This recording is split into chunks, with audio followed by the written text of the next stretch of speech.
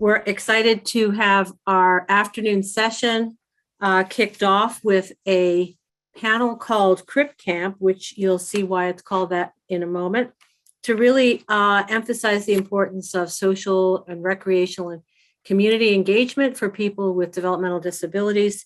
Again, something that is very important for quality of life and health equity.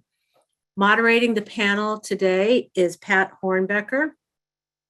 Pat is a dental hygienist by day and a human civil rights activist most of the rest of the time. She has been very involved with the ARC at local, state, and national levels for the past 35 years, working to create quality lives for all people with disabilities, especially intellectual disabilities, through public policy.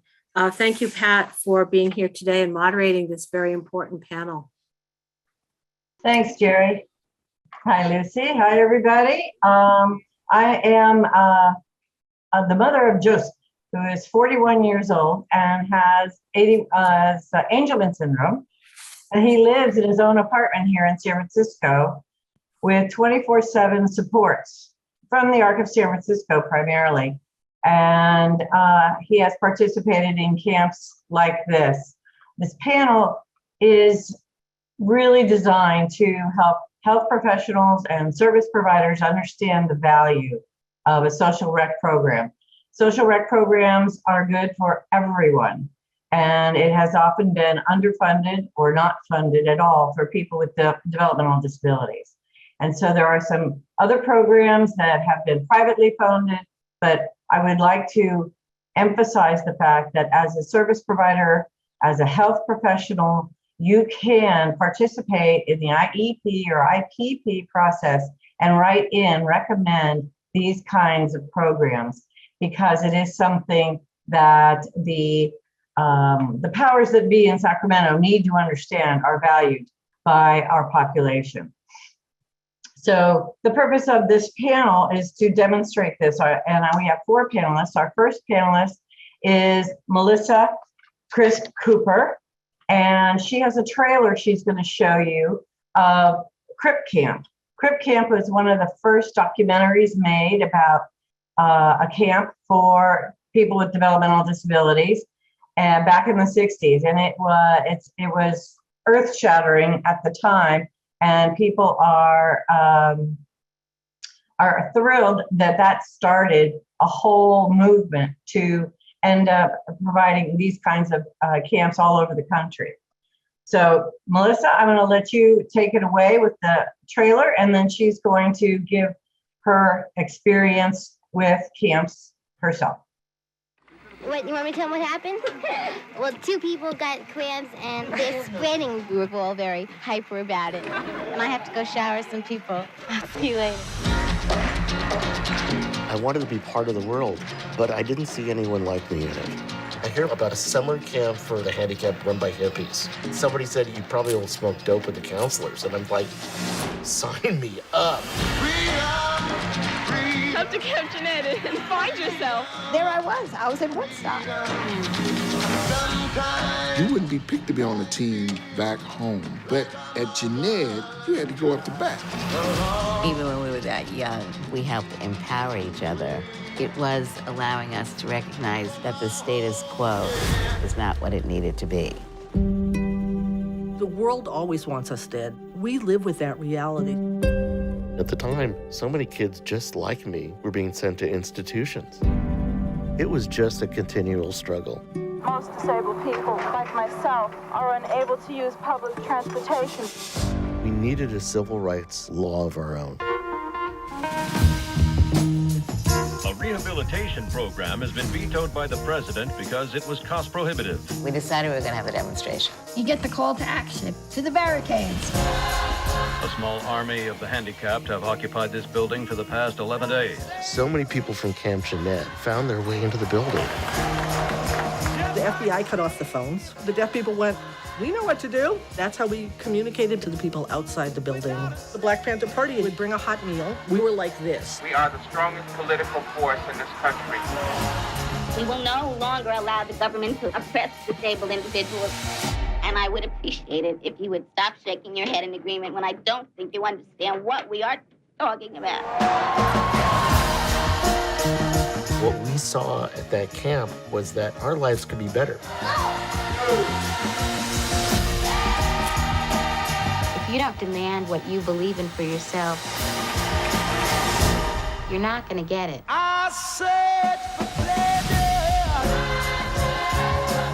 You like to see the handicapped people depicted as people? Excuse me?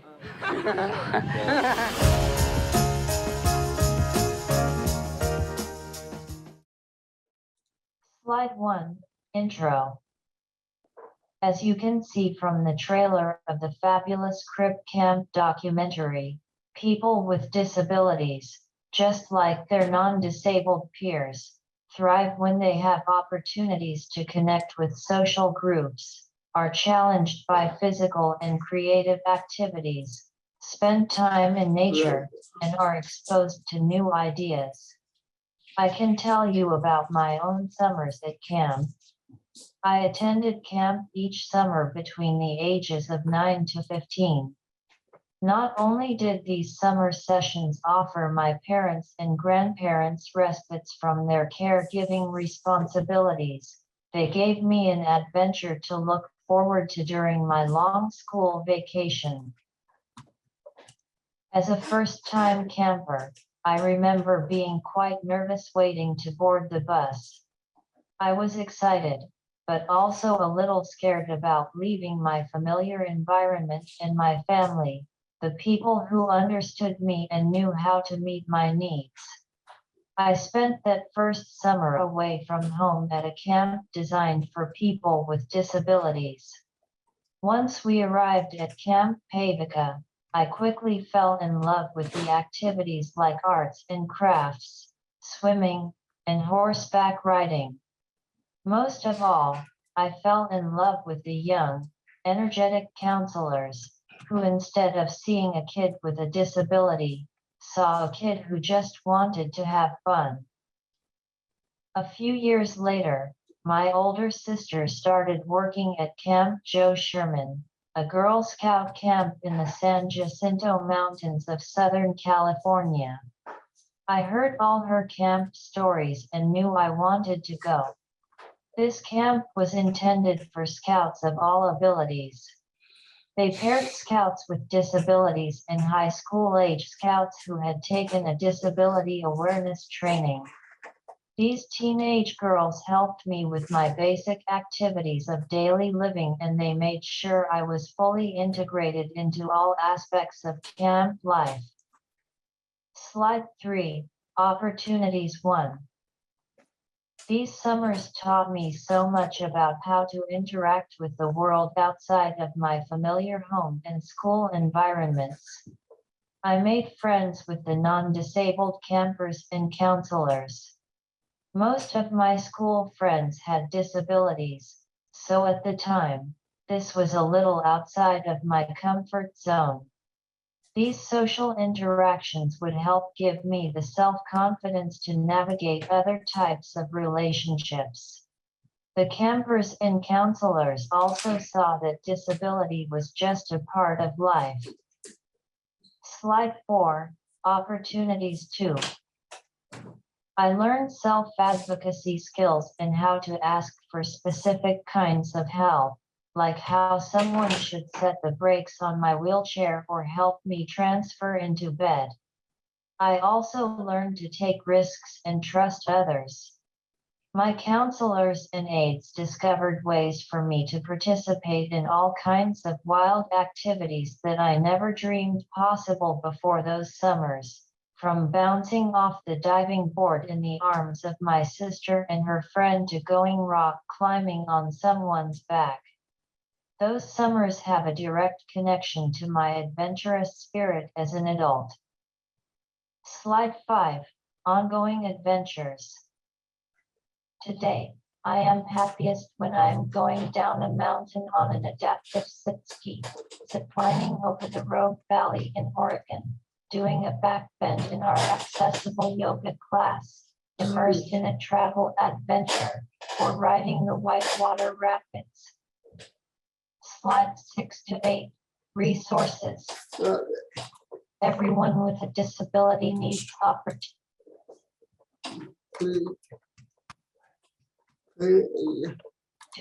to make friends and stretch beyond their own preconceived notions of what's possible. Of course, summer camp is only one example of a social recreational activity. My co-panelists will discuss other types of programs. I wanted to leave you with a list of programs I have either used or have heard great things about. Thanks, Melissa. That was a great summary of your experience, and I do highly recommend that everyone look for the documentary Crip Camp and see it for yourself. Our second panelist is Jane Diaz, and she is working with the ARC San Francisco. Her daughter is a part of the Friends Like Me program. The Friends Like Me program is a privately funded program, so it's free to all participants. It's an after hours, afternoons, evenings, and weekends program of socialization and recreation for people with developmental disabilities. And the mission is really to reduce the loneliness and the isolation by offering game nights and movie nights, drama classes, art classes, cooking classes, and dinner nights, as well as community excursions where the participants can go out with their peers into the community. It's fun and it's recreational. There have been modifications made during COVID, but as we've all done that. But it is one of the only ways to get these privately funded programs to people with developmental disabilities because they are very expensive. But Jane is going to tell us her story and her daughter's story. Take it away, Jane. Good afternoon. My name is Jane Diaz. Today I will speak of the importance of socialization for people with disability. I am a registered nurse. I am a part of the board members of the ARC. And the most important thing is being a parent of a special need child. Based on my experience as a parent of a child with special needs, we constantly fight for services, support, understanding, tolerance, acceptance, and the list goes on and on. When you have a child with special needs, as a parent, you try your best to get all the resources available that you know they need to reach their goals in life. It is important that you receive appropriate education, that they receive appropriate education and special therapies, and they need, for example, speech therapies, physical therapy, and socialization, the most important one. When you visit any services or professionals with your child that has special needs, and you ask for evaluations or some type of therapies that will help them, we really need their support, and hopefully it will happen at that moment, knowing that with their services, it makes a big difference in helping them achieve their personal goals. One of the most important therapies in the life of people with special needs is socialization. For individuals with physical and developmental disability, it is very important to find a safe, comfortable, and fun activity in the community. Sometimes they don't have the skills to plan these activities on their own, so they need assistance to make it happen, and they really benefit from these programs that make them feel like they are part of the community. We know that benefits of socialization and recreation increases self-confidence, happiness, life satisfaction, gives them meaning and enrichment to their life. Also, physical activity will give them muscle strength, increase in sense being, balance, and coordination. This is my daughter, Jania Diaz.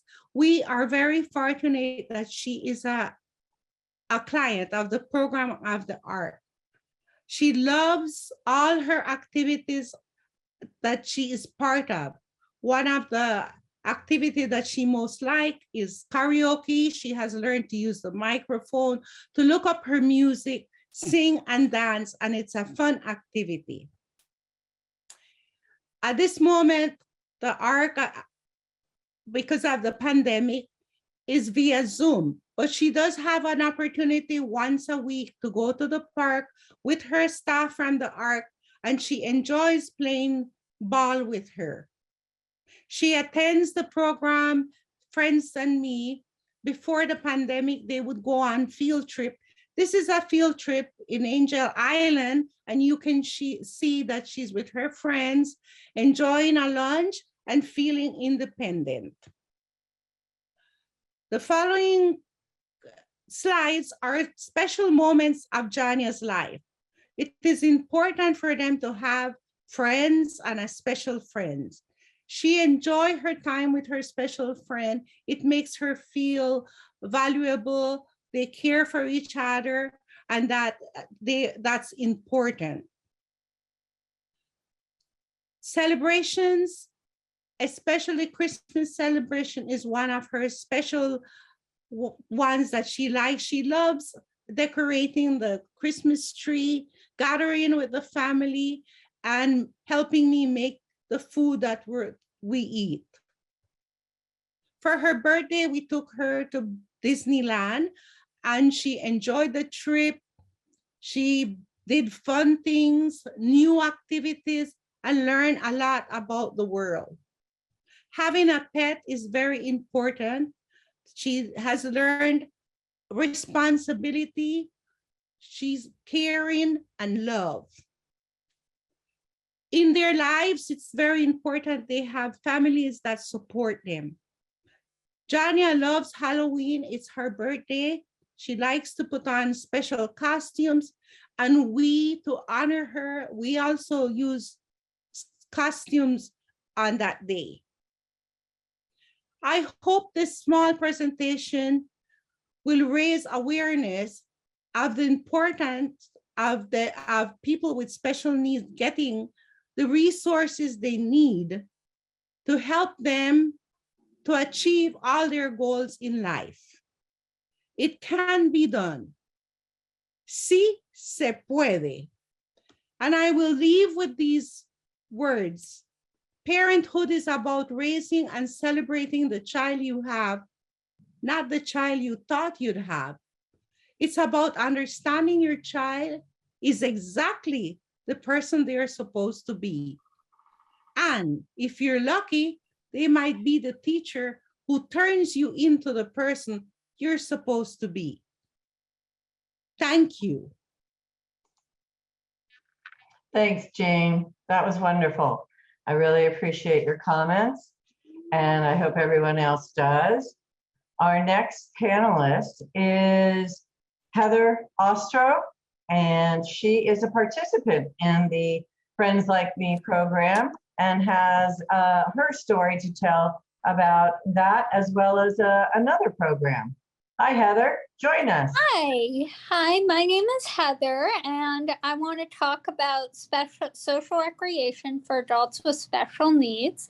It's important because as a child, you have a lot of opportunities in school to interact and socialize with peers your same age, as well as accessible after-school programs.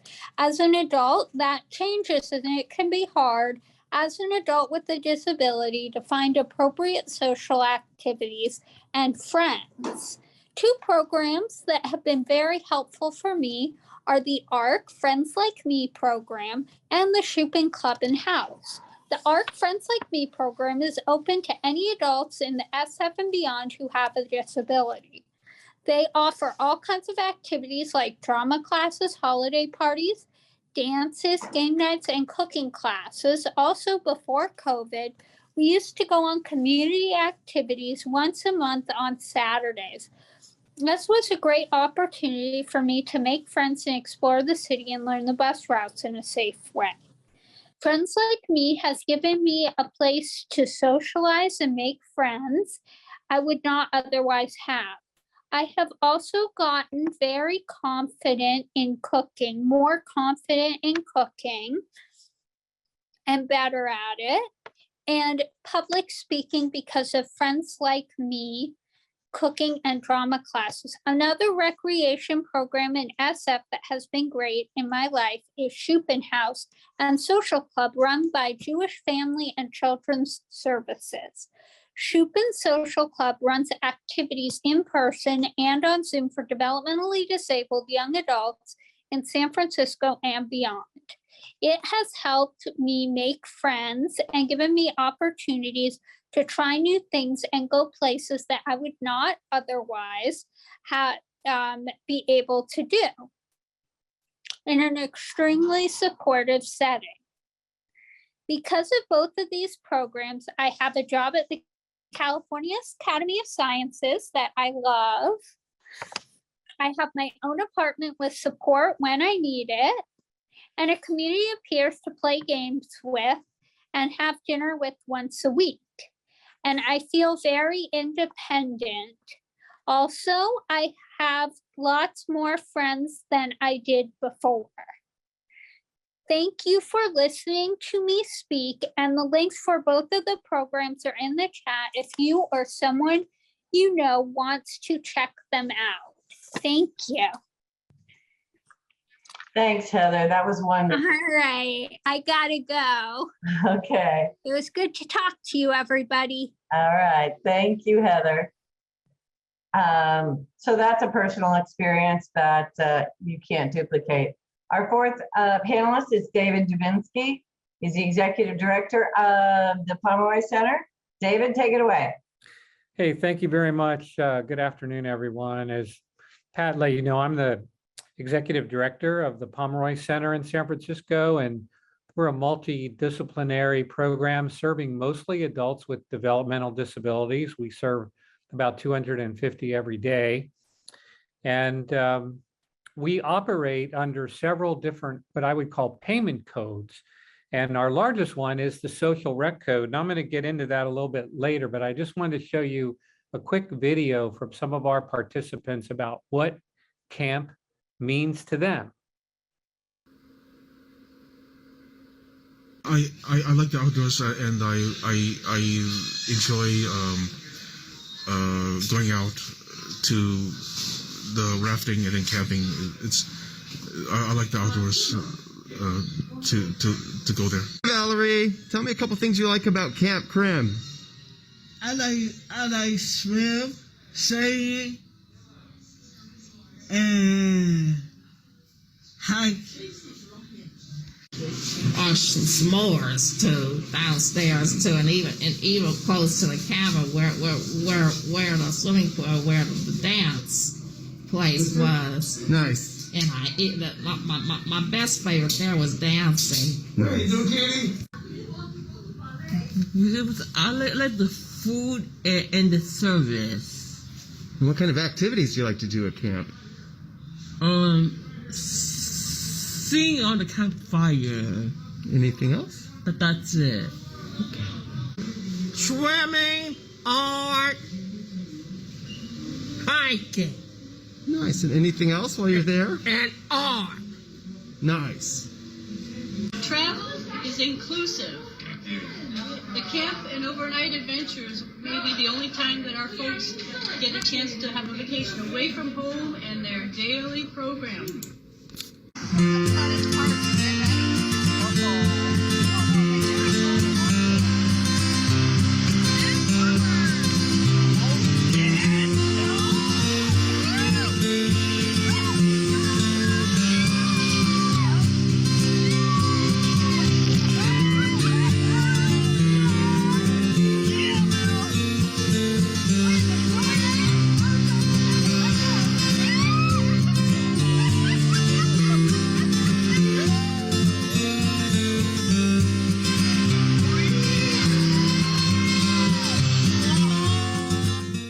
Thank you for that. So those are just some of the adults who come to our program, and they do go to camp, and camp might be 1 or 2 weeks out of the year. But as Melissa mentioned in her opening presentation, camp is really just a small part of the social recreation program or social recreation code.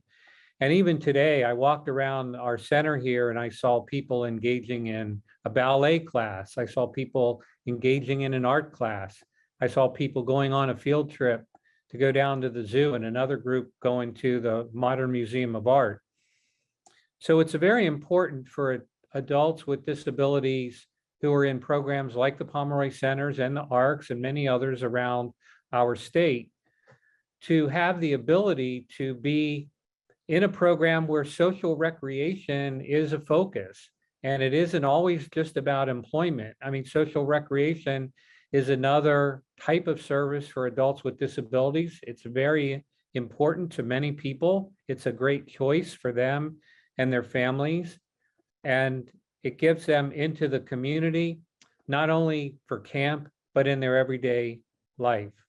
So thank you so much for attending this session. And I hope you not only learned a little bit about the importance of camp, but also the importance overall of social recreation as a type of service for adults with disabilities. Thank you very much. Thanks, David. I think it is something that we have to remember that we can put into our IEPs, our IPPs, as well as through our self-determination programs all across the state. It's just something that we know if we value it, we can put it in, and it's the only way we're going to change some of the budget restrictions that we are operating under right now. At this point, I'd like to turn it back to Jerry and Lucy to see if they have any questions for our panelists. Yes, thank you so much to all the panelists. That was fantastic. And I am so impressed you stayed on time. I can't believe it. That's even greater. And from my own experience working with adults with developmental disabilities and trying to schedule a follow-up appointment for primary care, I've had a number of people who've had to check the Giant schedule, their home schedule, because that was took precedence over any healthcare appointments they might want to do, or knowing when their camp was in the summer. So I think this is an incredibly important part of everyone's life, and I'm so happy that we did feature it and hear from all of you today. There's one question. You want to ask that, Jerry? Yeah, there is a question in the box, and I will read that to you all. Are there programs that can help family members navigate these opportunities if there are social difficulties or language barriers? Recreation activities are so important, and because there's a finite number of these centers and opportunities, typically only the savvier families get to them, especially when it comes to the pediatric population. So if you could comment on that, that would be great. David, did you want to speak to that? Well, yeah. So addressing the codes. Yeah, I'm glad to. So first of all, when you're really talking about the population, we serve people here from 4 years old to 90. We have an after-school program that provides services to kids who are in the public school system in San Francisco. And it's the only after-school program in the city for kids with special needs. And the whole program is really built around recreation, learning, and socializing. And it's really interesting to see children when they come here after school. Sometimes their primary school, their elementary or middle or high school teachers will come and look at what's going on here, and they'll make comments like, hey, in our after school program, those 4 kids are so hard to handle. That's why, our special ed department sends them to the Pomeroy Center, but when I come to the Pomeroy Center, they don't seem to be acting out. The only answer to that is because they're no longer special when they're here. They're just part of a community of like people. They're not the special ed kids. They're just kids. And there's behaviors for sure, but there's no reaction to the behaviors. And I think from that point on, and when you even looked at camp, that clip about the crimp camp right at the beginning of this presentation. You see people who are allowed to be themselves in a recreational, relaxed environment, and they truly blossom. So I know there aren't a lot of programs. I think one of the things that we're trying to get across here is social recreation is a very important type of rehabilitation. There's recently been a rate study. I don't want to get into too many technical details, but with what the state of California should pay for and how much they should pay. And the social recreation code's one of only a few codes that was not suggested for any type of rate increase across the state. And yet it's such an important type of therapeutic service to so many families, and more important to so many people with disabilities. I think we have to be aware of that and continue to educate our legislators and families about the importance of that code. It's very misunderstood. A lot of people think it's only about camp, but for us, it's about 365 days a year, of which camp might be 5 or 7 out of somebody's life every year. So I hope that helps. Yeah, I agree that with everything you've just said. I know that advocating for these services is difficult, and that the savvy families are the only ones that find the camps, but they are out there. Abilityfirst is another camp for people with disabilities that I think Melissa has also had a connection with it at some point in time. I do think that oftentimes we don't realize what a respite it is, not only for the families, but for the person with disabilities. They need a break from their families, from the hovering, from the mothering, from the sistering, or whatever that's going on in their families. And it's usually, that's another code that we use for the for getting the services of a camp paid for. I often traded respite for a camp to go when Joseph was part of the rec center program, the Pomeroy Center program. But it is, it's just, unless we value it, it will never be funded. And there are ways to get into these programs, but yes, you do have to be savvy and figure it out. That's why you go to the ARC, you connect with other advocates, you speak to other people that know how to do this. I think my name and number are in the program, and I welcome anyone who wanted to call and contact me for any future advocacy. Melissa or Jane, do you have anything you'd like to add? I just feel very for everyone try, and I will also speak that parent resources. I listed a bunch of resources at the end of my slides, and I was also thinking that a parent resource center might be a good place to ask. Good, good, good. Jane, you have anything to add? I would say that Friends and Me is a program that is really helpful, and it's a lot of socialization. Right now it's via Zoom, and they have games, they have bingo afternoons, they have every third Friday there's a dance party via Zoom, which they enjoy a lot.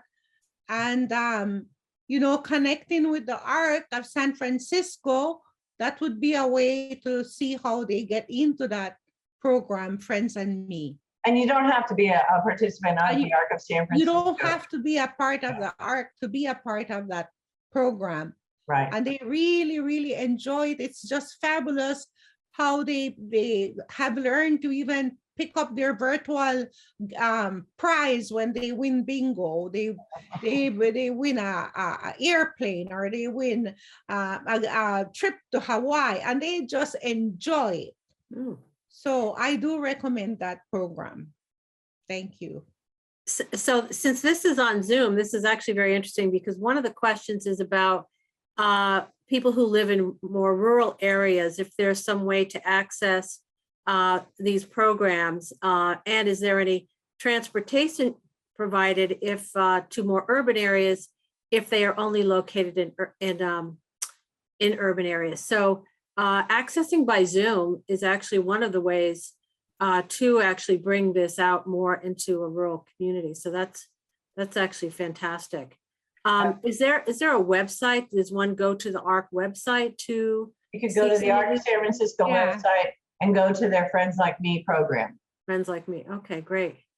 Another question is, if camp is put in an IEP, does the school pay for it, or is there an opportunity for the school to build a camp? How does that work? During the educational years, the value of this has to be published into the IEP, at which point then they start, the regional center and the school districts go through their little dance to see whether or not who's responsible for paying for it. It oftentimes has ended up being the regional center paying for it through respite, the respite code, right, David? That's correct. And a social rec, because it won't come under any education code, so it will follow through the regional center, and that's how you would end up. That's how I did it, and that's how most families will have to do it. Okay, and so there's a question about what's an IPP. As a provider, it sounds like this is a healthcare provider. If I want to recommend clients to get recreational resources provided, how do I include myself in the IPP?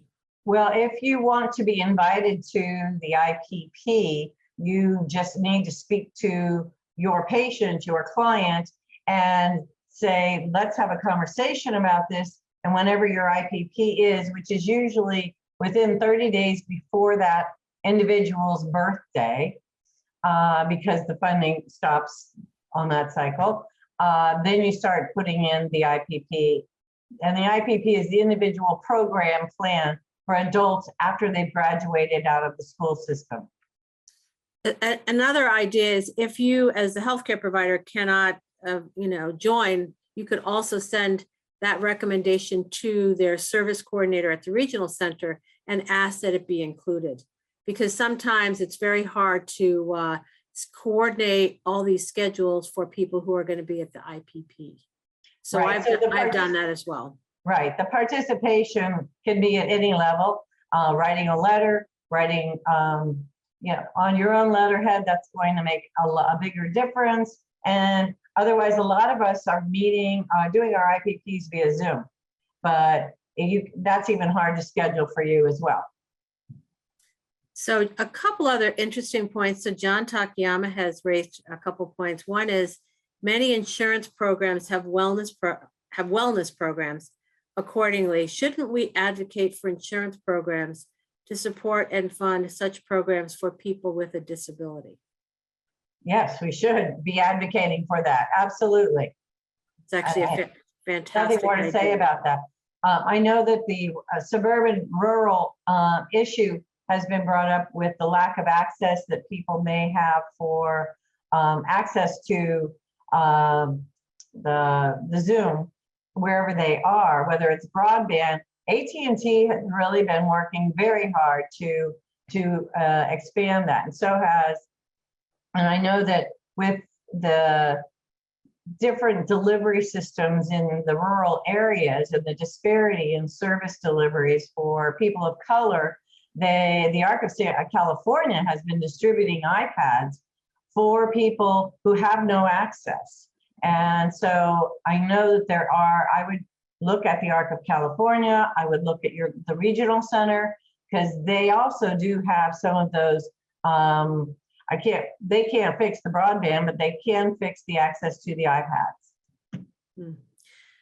Is there a master list of camps that could be circulated for Northern and Southern California that could be provided to the participants today? A master list. I don't really know of one. Melissa, do you think it's probably just putting all of our heads together and creating it? Heather named 3, and Jane and I had 1, and Melissa had at least 3 or 4 in hers, and David's talked about. And don't just think about the camp as a camp itself. all these other recreational programs that you can throw in on a weekend are certainly also other opportunities. But I think the resources that we have given you in the chat should help us all do some research on an individual basis. But no, master list, until they start funding it, I don't think so. Yeah, I did put one list in the chat, and really it's if you just Google, or you can Google it, but it's really veryspecialcamps.com, all one word. We'll bring you to a list. I think there's like 25 camps in that list. That's a list that we use. It covers both Northern and Southern California. Thank And you. your regional center should also know what's in your area, but they don't always. Yeah. I have had, not maybe, the question is, I've had families feel torn because they need the monthly respite. If they burn through their respite for their hours, they won't have anything left for camp. Any advice? Right now it's a trade-off. Or there are tuitions for some of these camps and then you don't have to. Yeah, I mean, it's a negotiation. It depends on all the camps. Many of them are free. And so you have to, contact them. Pat, does the self-determination program have camp and social rec as possible benefit? I mean, when all other avenues are exhausted, it would seem a logical part of their responsibility. It can. It definitely can, because you are the driver of that. You're the driver even in the regular IPT process, but definitely in the self-determination program, it can be written in. So we've got just about another minute and a half. A question about service codes. What a regional center vendor might use, what service code what they might use for social rec camps or other social activities. The current service code for social rec is code 525. 525, okay. The magic number. Okay, 525. So last comment here. Actually, I think that was covered too. So I think we've hit on all of the questions. I want to thank you guys so much for making the time to highlight this very, very important aspect of quality of life for people with developmental disabilities. And thank you for moderating. Thank you.